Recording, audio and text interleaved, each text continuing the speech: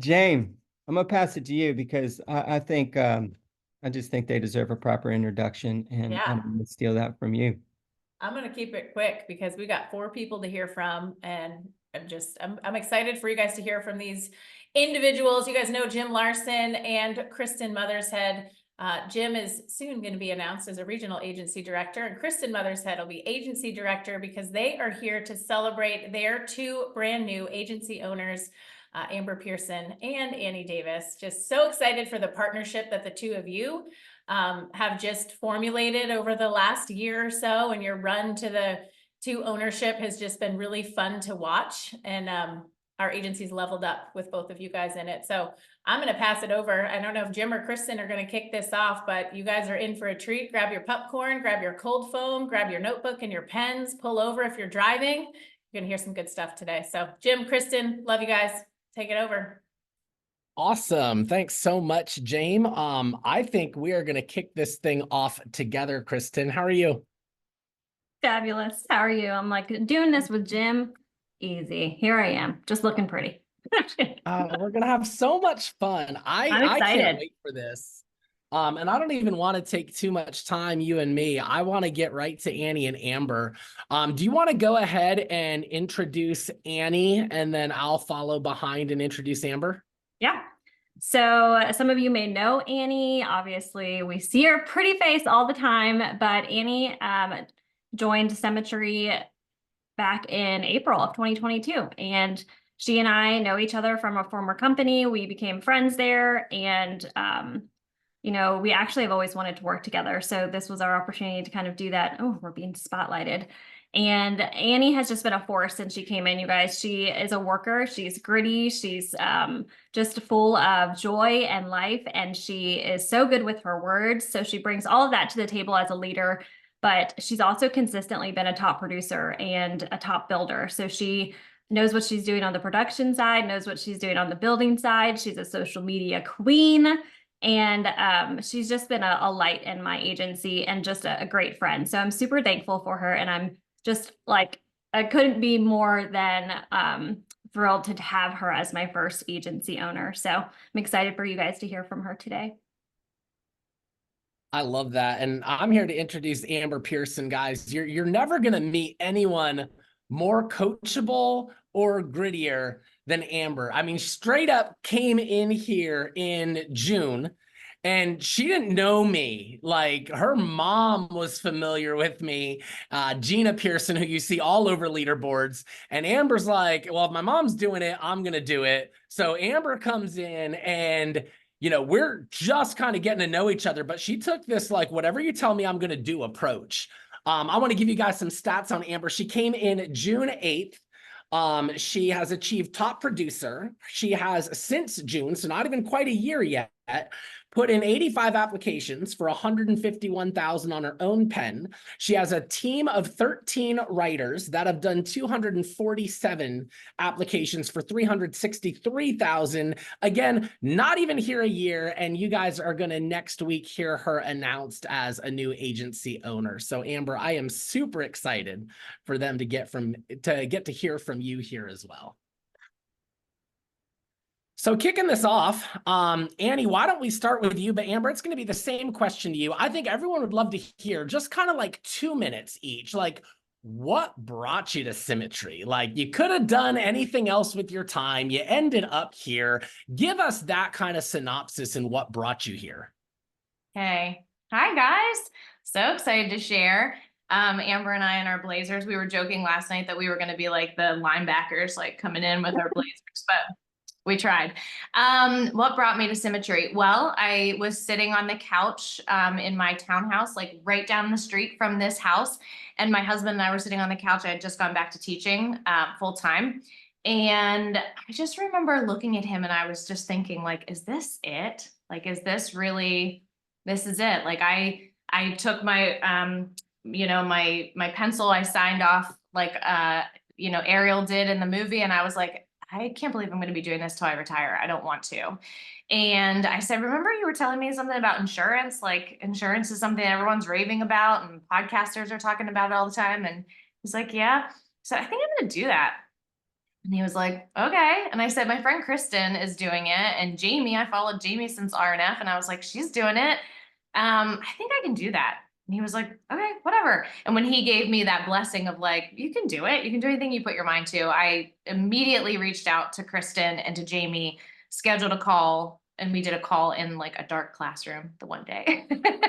And I even remember saying to Jamie and to Kristen, I was like, I don't really need to know everything. I already know I'm going to do it, but I had all these other teachers like surrounding me. And I was like, I don't know about them, but I'm doing it. And so let's go. Let's freaking go.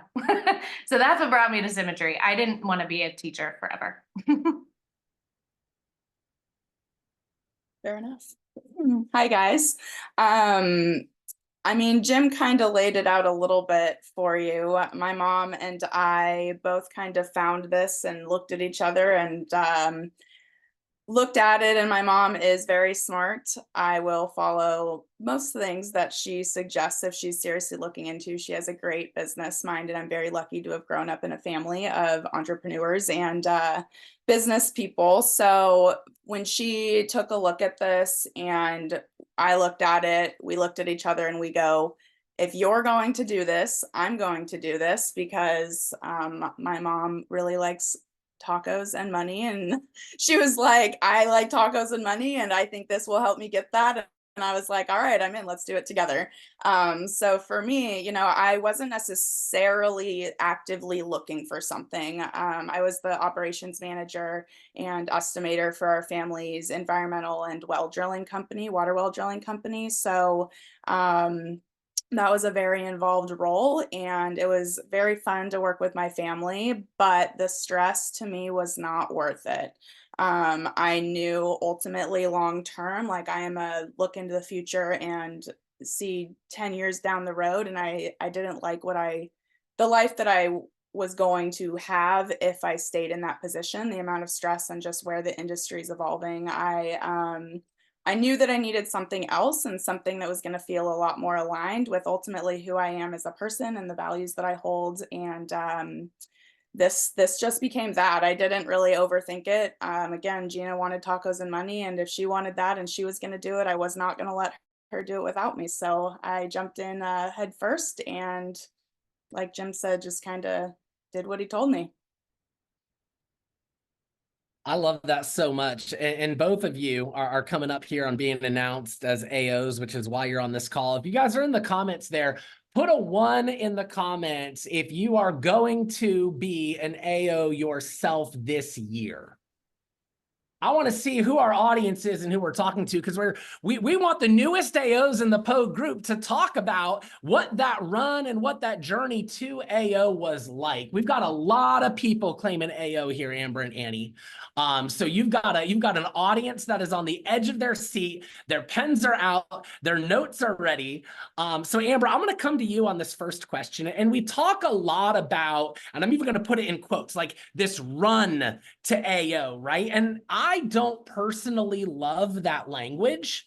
I feel like it's less of like a special running season or race, and kind of more just this byproduct of like who you're becoming and the business that you're developing. And Amber, one thing you and I have talked a bunch about is how you didn't feel like you were doing anything different these last 3 months than you were any time prior. I want you to talk about that a little bit. Like, did you feel like you were doing anything special in this season or doing anything different? I really didn't. And I mean, uniquely, I mean, I've been here about 8 months. So from the beginning, I kind of put my head down, and one of the cornerstones is massive action, constant correction. That's been kind of preached from the beginning, and it's that for a reason. When you're doing the activity, it does compound.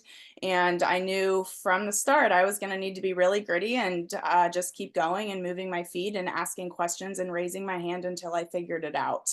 And then also in December 31st was my last comfy, reliable salary paycheck. So when that conversation started of like, hey, I think I'm going to quit my job, I knew my production and my action was going to need to reflect financially what I was going to need, because I live in California and have a ridiculous mortgage, and lifestyle wise, I was going to need to be producing enough to keep my lifestyle up if I was going to be giving up my nice, comfy, reliable salary. So for me, like, it didn't feel like a season of, all right, like I'm going to be starting my AO run. Naturally, I just kind of adopted the mindset of like, this is what I need to be paying the bills.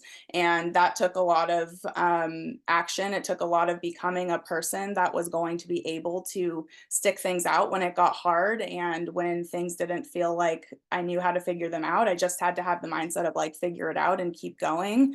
And ultimately that has helped me become the type of person that can do the work and do what I say I'm going to do. And then also that attracts other people. People are very aware of what we're doing, whether we think it or not. So, naturally I had people asking me like, something's different. What is it? So that naturally just helped build, and here we are, so ultimately it wasn't a season. It just was a put your head down. Oh wait, we're right here right now. Like, we're actually doing this, and stepping into that naturally. Just, I kept the foot on the pedal and kept moving my feet, and here we are.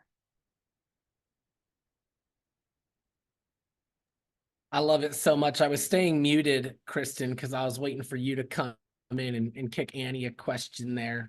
We haven't worked on our dynamic and our flow here, but Sorry, I was thinking about I was thinking about how I was going to say, I'm going to pull a Jim and Christina Watson, be like, throw me a 5 in the chat if you like tacos and money. But then I got distracted.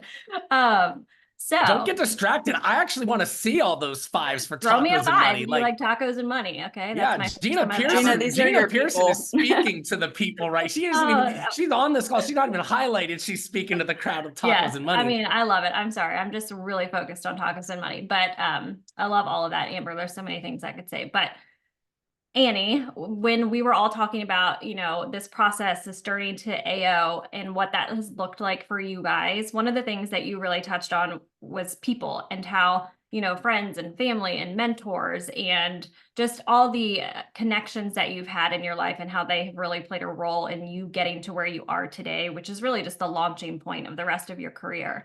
So to share with us and share with everyone what role had those people played in your life? What are the things that they did? How did they show up in order to support you? Kind of what did that look like?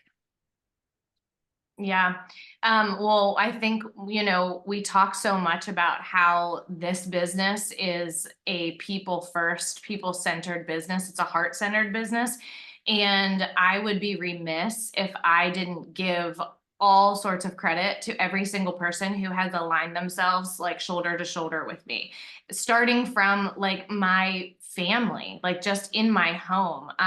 Just this morning, like I like to just kind of shine a light on him because he's sort of the unsung hero in our house, but Matt brought me breakfast. Like, we have such a strong partnership, and there have been many times in business that I've had to just like remove myself from parenting because I have to focus on doing this, and not necessarily always because that's what I want to do in that moment. It's not always the thing that feels the best, but it's also the thing that feels good long term for our family.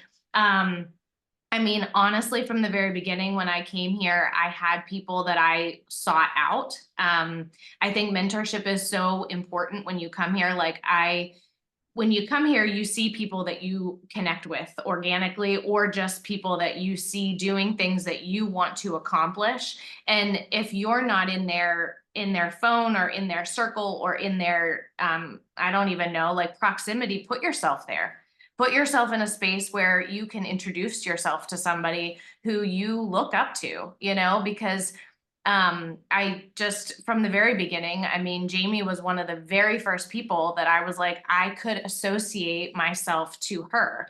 And I realized that like, if she can do something really difficult that was just belief and hardcore work, like I can do that. And so leadership there, and then just obviously family, my support system at work. Like when I was teaching full time, there were many, many days where I came in tired and exhausted, but I was explaining to them what my long-term goals were. And so I don't know, I just feel like people are the core of what we do. And it's also the core of our values here at Symmetry. So find your people. You know, Amber and I met, but we weren't necessarily even like partners at any one point, but I remember being told like, you're going to find somebody that you click with. And when you find that person, like run with them and allow them to help you get to where you're going. Yeah, that's so good. And we'll touch more on the association piece and how that looks in a little bit. But I know that they say, you know, one of the sayings is you become the 5 people or the average of the 5 people that you're with. And so finding those people that are going to speak into your life and pour into those pieces of you that really need to grow maybe a little bit, or maybe you need more belief or more vision or all of those things. Find those people and put them in your circle and get them close to you, because those people are the people that you want speaking into your life and influencing you. So yeah, I want to say a word on this real quick too. You know, I hear a lot of people asking, you know, where's my accountability partner? I want an accountability partner. Jim, can you, or Jacob or Jamie, you know, could you guys set me up with an accountability partner? And I want to say, number one, it's so much better when that relationship develops organically. And number two, you absolutely, without question, have to be a person that's bringing something to the table too. So often I see people asking for an accountability partner, and what they're really meaning is, I'm not motivated and I need someone else external to me to motivate me. I can't partner you with someone. Like, you're not to be dragged. You need to take ownership of this thing yourself, and find someone that's at your level, at your vibe, so be thinking of that piece too, that you're not partnering with someone that's going to drag you along or lift you up out of yourself. Amber, I want to piggyback on this topic of association, because it is one of the cornerstones of Symmetry's culture here. And you are very, very intentional to surround yourself with, I'm going to quote you on this, people who have high expectations of themselves. You talk about that all the time in our text threads together, in our Teams group me. You are just so big on that. Can you talk to us about how surrounding yourself with that type of person has helped you raise the bar on what you even expect from your own self? Yeah, and I mean, the association piece is absolutely my most favorite part of this puzzle, and it does hold the heaviest weight. And when I started in June, I unknowingly was desperate for change. I didn't know what that was going to look like necessarily, but I did not think that it was going to turn into me finding the most incredible mentors and friends and clients and running buddies and support system that really bring out parts of me that I consciously didn't even know existed. So having people in your life that are able to hold up a mirror and say, I know you don't see this right now, but I see it. I see the potential that you right now don't see. And when you have people in your life that are a little bit ahead of you, it gives you the opportunity, or people that have different skill sets or different mindsets and experiences, like it just gives you an opportunity to feed off of that a little bit. Like, you need to be open to the change, and you need to be open to receiving someone's ability to like hold that mirror up to you and actually like look into it and be ready to see whatever you're gonna see. But I think just being open-minded about knowing that I can learn something from everyone, and just myself becoming the type of person that other people, like you were saying, would want to partner with, and that would want to work with, and that would want to spend time around. So I think ultimately it's just be open and don't be afraid to like go up to someone at conference or message someone in Zoom or group me, and just make friends that way, because ultimately everyone is here because they want to have something better and more, and we don't do that alone. yeah. Can you piggyback on some of that you were just sharing? Because it's easy to say association and go find people to help you level up or get better and grow. But what are the tangible, and we do this like when we talked about personal development, like what are the actual things that you're doing every day or, you know, every week to find those people that you want to associate with, that you want to go up to conference and meet, that you want to, you know, hop on the phone and talk about where you see yourself going. What are you doing, or what did you do, especially, you know, and maybe talk about how you and Annie created your partnership and how that came to be. What does association look like in like the real life? Yeah, I mean, I think most everyone here has a Zoom workroom or somewhere that they can plug into and be working. You guys, there is a chat feature on Zoom. Like the amount of friends that I have made just by someone sliding into my DMs, like on Zoom, that's it. Don't make it weird. Just say hi and be like, hey, I see what you're doing. I see you in here showing up. Like, just go make a friend. I mean, it really, again, everyone ultimately is super open to connecting, and if they're not, guess what, they're not going to be here very long. That's just facts, I think.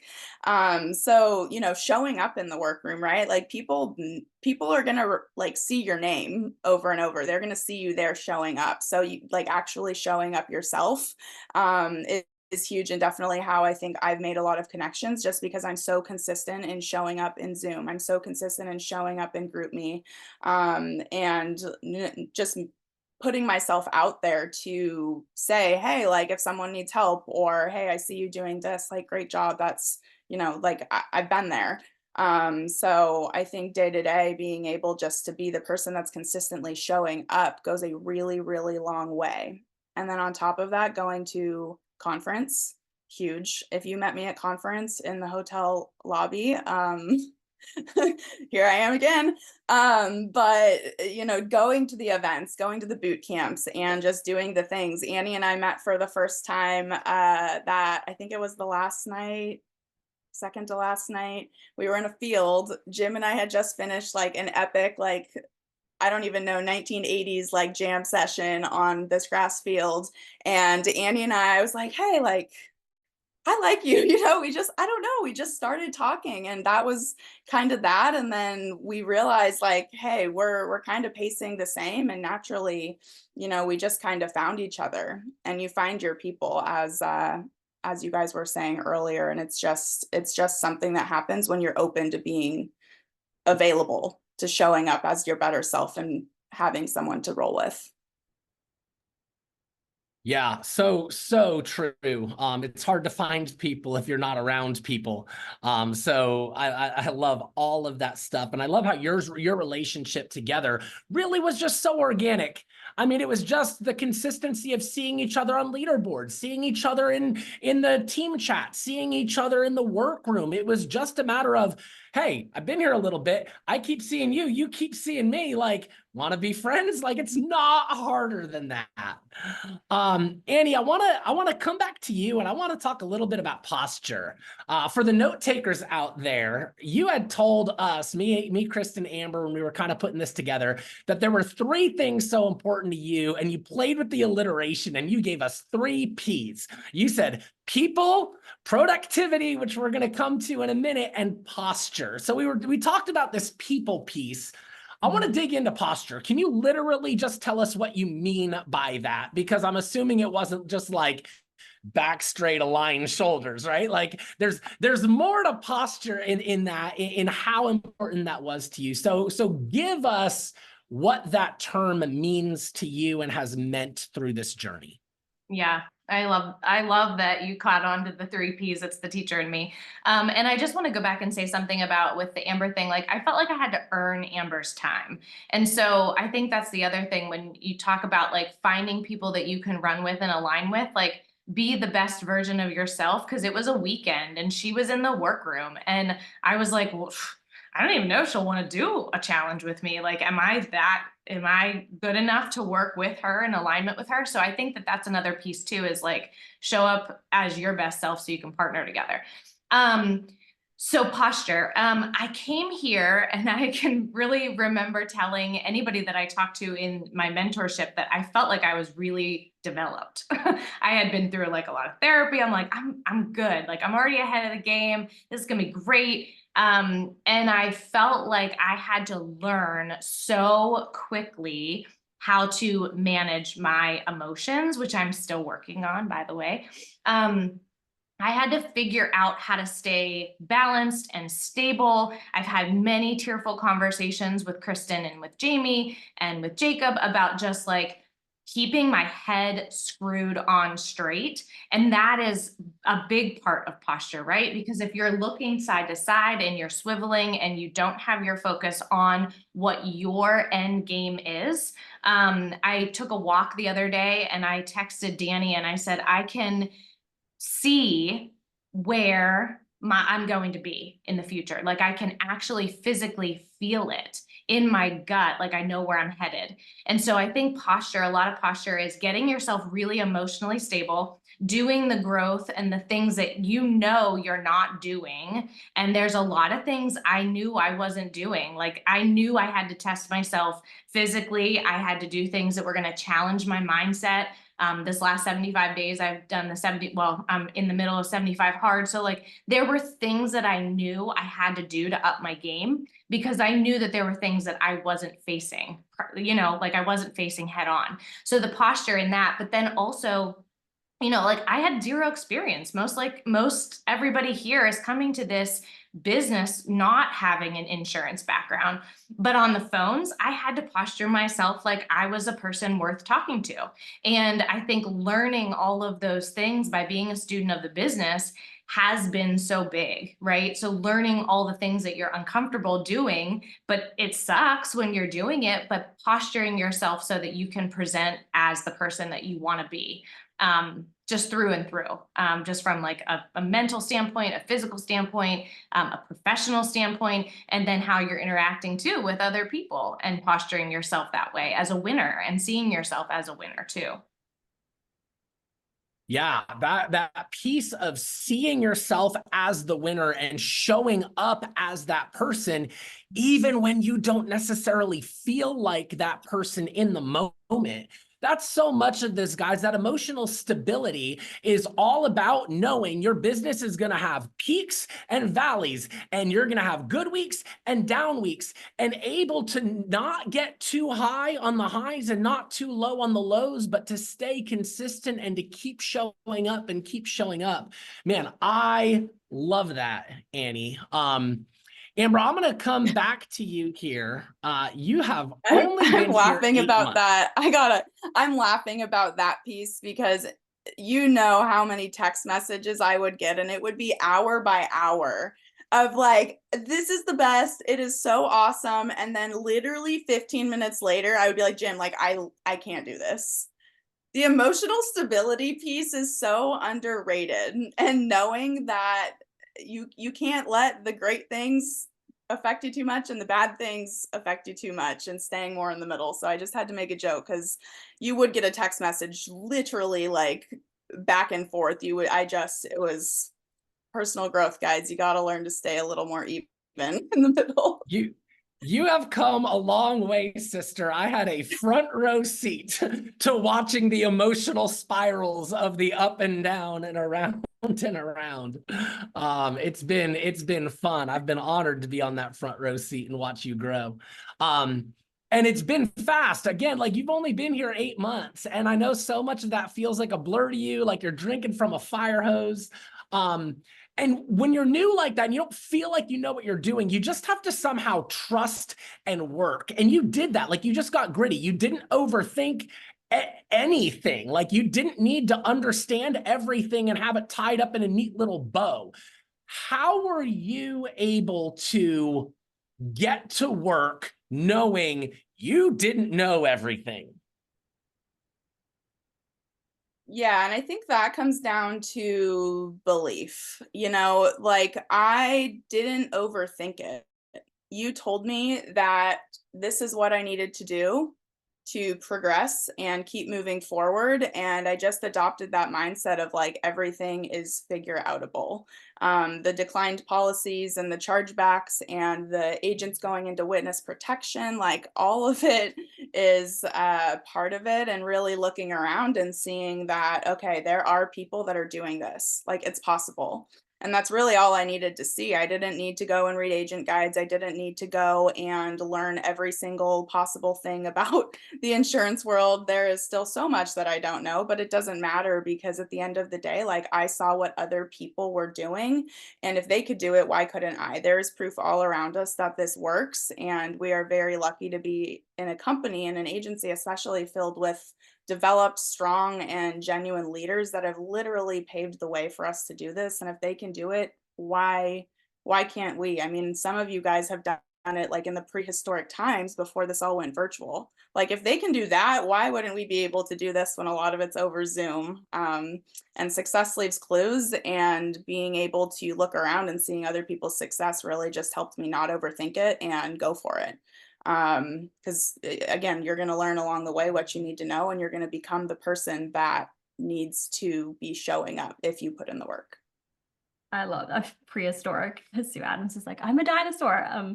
It's so true though. And that's one of the things that we talked about. Ed Milet talked about it on his podcast the other day about one of the, attributes of someone who's successful is not delaying. And that's one thing that both of you have done so well, is just not delaying, just trusting the system, trusting, everything that we have in place here, and you just took action. So I love that. But Annie, coming back to you, one of your P's was productivity. And you have been a top producer since you came in. You guys, Annie did 167,000 on her own pen last year. She had 33 writers. And even with doing that, she's also a mom of 3. She now has 2 dogs. She's a wife. They've got lots of sports they're involved in. She's busy. And she started this working full-time as a teacher. So what did productivity look like for you? What was your schedule like? Or how did you manage all of the things but keep a steady, consistent workflow going? Like, what did your work day look like in order for you to do all of those things well? It looked really messy. It looked really like the ideal time blocking. Like, it looked pretty on paper. I'm probably the poster child for I can make something look really pretty, and then I'm a disaster on the other side of it. It never ever went as planned.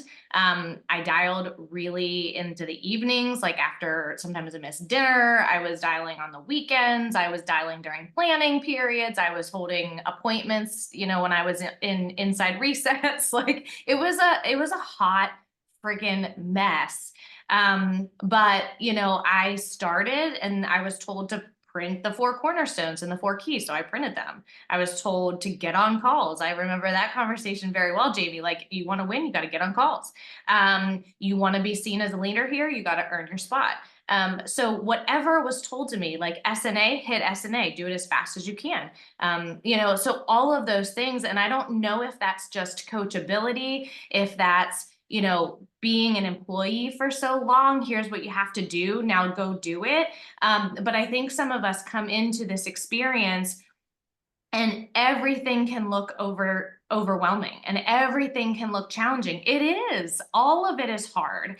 All of it is as hard as you want to make it, but it's also going to be really hard to go from here to 130. And so knowing that your heart is right in front of you and choosing how you're going to explore that hard, I could have used teaching as my excuse not to figure it out, that I didn't have any time during the day, or I was with my kids in the evenings and I just didn't have the time because we were going to sports. But instead, I know we don't want to coach this all the time, but I would write policies if I had to.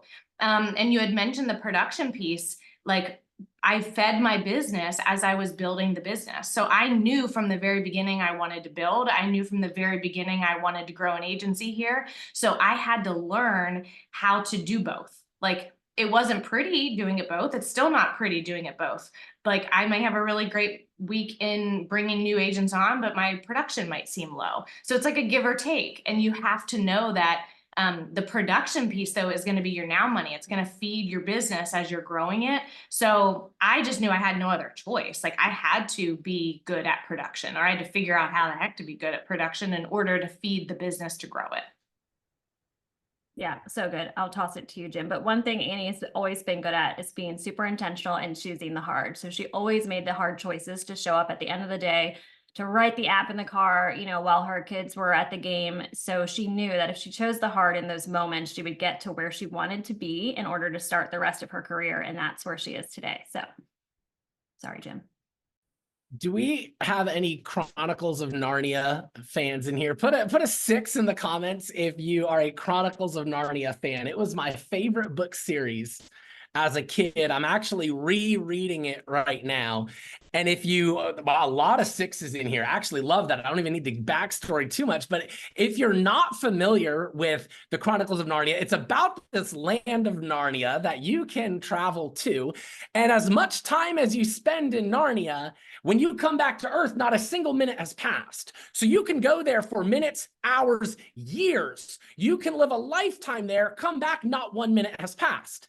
And that's always fascinated me with the characters, because they would go there, they live, in one of the stories, they live there to the point they are grown. They go there as children, they're grown, they're kings and they're queens, and they're ruling. And I'm like, how much wisdom? Then they come back and they're back to kids. And I'm like, could you imagine learning all of that life experience and then coming back to your childhood and like getting to put it into like the mind, like my mind's blown.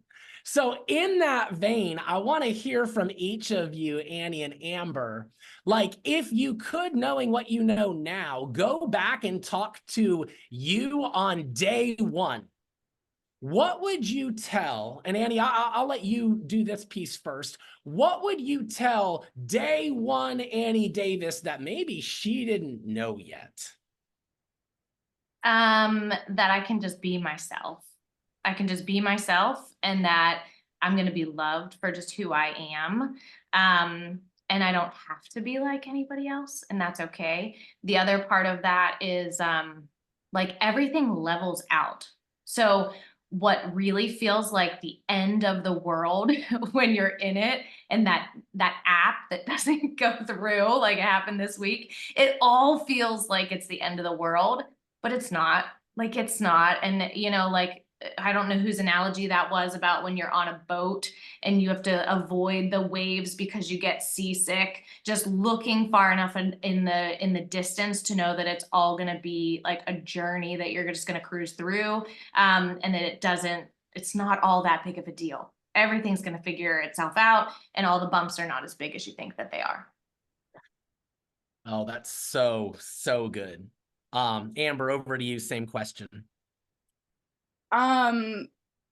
It's hard. I mean, and Jim, you and I were talking about this before, where like 8 months in the grand scheme of things isn't a long time. And I literally still feel like I'm in the learning curve in so many ways, and things are still hard and things are still, a work in progress. But looking back to when I first started, knowing what I know now, I mean, one, don't blow up your personal life in month 3 of your AO run. I've been living out of like backpacks and suitcases and a lot of life transitions. So don't really recommend that, though it does add another layer of fun to the quote unquote run that we call it. But I would say from the beginning, like I was a little bit worried about not necessarily what people thought of me, but more of my ability to share this with people, not having had success myself first. I felt like in the beginning, before I started recruiting and sharing this opportunity with people, I needed to prove that it worked, when really that's not the case, because there is success all around. Like my success or my failure does not determine whether this works or not. It just doesn't. We are not that important as individuals to decide if this is going to work or not for someone else. So having the confidence to have conversations with people and like not be afraid to share this with them, because it really can be life-changing for other people, like it has been for myself, and not overcomplicating it. At the end of the day, like, and I've been more intentional lately about I've been calling them like friend dates, where I will just call someone or I will text someone and say, hey, like, let's go get coffee or lunch. Like, it's been a while since we've caught up, and with no intention, just catching up with people, like being curious about people's lives and like asking them, really, how are you? How are things? And they're going to come back and ask you the same question.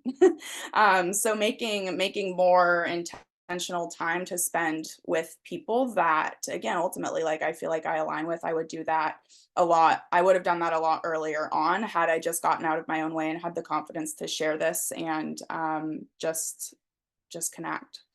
So good. I love that each of you have shared just things, and we're getting ready to close out, I promise y'all, but I love that each of you shared things that are really not so much focused on the skill or the activity. Like those all need to be done, but what you guys have mostly focused on to get to this point is just growing yourselves and just becoming a person that other people want to be around. So I love that.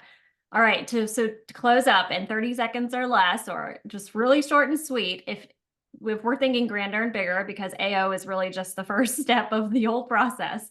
What if 1:30 Amber and Annie were on this Zoom today? What would they say to you? Annie, you can go first. I know you're biting. I told Jim and Kristen this, that one of our track coaches used to always, Jim said, we're going to talk about getting to AO and through AO. And all that kept repeating in my brain is my track coach's phrase, to and through. And it was always like this, like, to and through, guys, and then we're done. We're done with the workout. And I was like, you're such a liar, because to and through is not the end of the workout. We still are here for another hour and a half.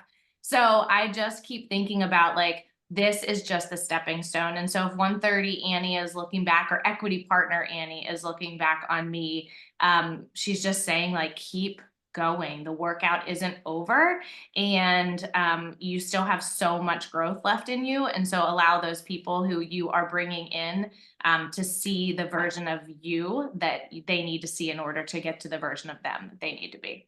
I love that. Chills. You gave me chills. Keep going. Amber, 1:30 Amber, what would she say? That's good. I would just say that that I'm proud of you for doing something new, doing the uncomfortable things, doing the hard things, making the transitions, both life and personally and in business, that need to be made to become the real version of myself, and to be able to become the person that's going to make an impact on other people and be able to help other people look in that mirror and figure out who they can be. So just moving forward, and I think that version of myself is just going to say, you're in the right place, keep listening to your gut, and we're not done yet. We're just getting started. Gosh, I couldn't love this more. I think everybody here, at least this is my hope for everybody here. And I share this with my agency all the time. I am building an agency where I want people to be able to grow so they can look in the mirror and be proud of themselves. I want everyone here, AOU 130, top of the company you, to look back and say what Amber's 130 said to her. You're in the right place, and I'm proud of you. If you rise to that occasion and you build your business on that foundation, there is no limit to what you're going to do, not just here, but when you're proud of yourself and you learn to do the hard things and press into the hard things and you're proud of yourself, it impacts your marriage. It impacts your parenting. It impacts the team you run. It impacts your finances. It impacts everything when you're showing up as the best version of yourself. Amber and Annie, I was blown away and blessed I mean, I know you guys, I hear from you all the time, but this was a different level. I got to see you guys in a different light, in a different level here. I'm grateful for that. I learned a ton. These comments are blowing up. I know the people that couldn't be here are so wanting to get this replay. So, Jacob, with that said, we're wrapped up here. I love every single one on this call. Do you want me to wrap it up, or do you want to just jump in here and say a word or two? You wrap it up. I'll text y'all. Amazing. Every single one of you. Amazing. Love you. I'll let you close it down, Jim. All right. Well, happy freaking Friday, Pogue Agency. We love you all so much. Let's go have a killer weekend and let's wrap up March strong. Have a good day, y'all.